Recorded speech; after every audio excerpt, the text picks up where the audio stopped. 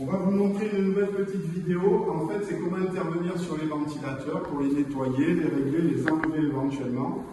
Victor va vous enlever la porte. C'est toujours plus pratique d'enlever la porte. Comme ça, il ne vous gêne pas et vous êtes sûr de rien abîmer.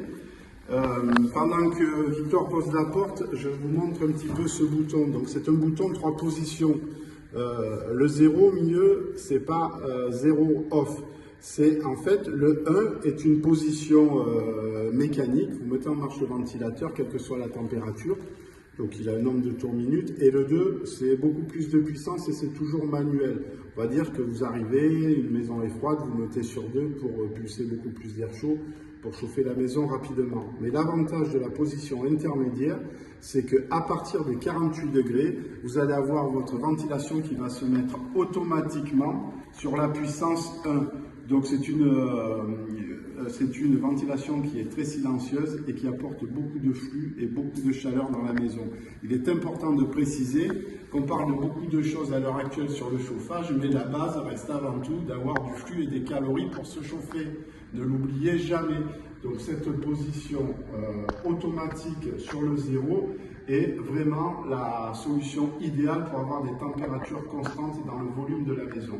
Donc je vais laisser Victor enlever le tiroir. Il a déjà dévissé différents vis pour qu'on gagne un petit peu du temps.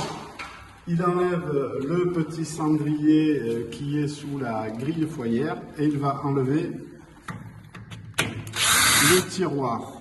Alors c'est une clé à Allen de 3, tout simplement qu'il vous faut pour enlever quelques vis du tiroir. Donc là, vous avez tous les branchements, vous avez le câble qui est derrière, et vous avez Victor qui va vous enlever le tiroir, très simplement.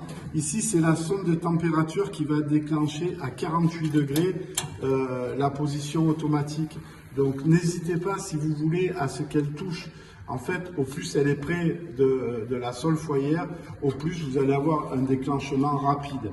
Donc voilà, vous pouvez la régler comme ça très facilement. Et maintenant, si vous voulez nettoyer les ventilateurs, vous pouvez y accéder. Alors là, il faudrait qu'on débranche tout, on ne va pas tout vous débrancher, mais une chose est sûre, c'est que vous ne devez jamais laisser travailler un insert ou un poêle avec les ventilateurs dedans s'ils sont arrêtés. C'est-à-dire que si jamais vous laissez des ventilateurs arrêtés dans un poêle, ils vont vous empêcher tout le flux de passer derrière. En fait, au lieu de pulser de l'air tout autour de l'appareil, ils vont bloquer la convection naturelle.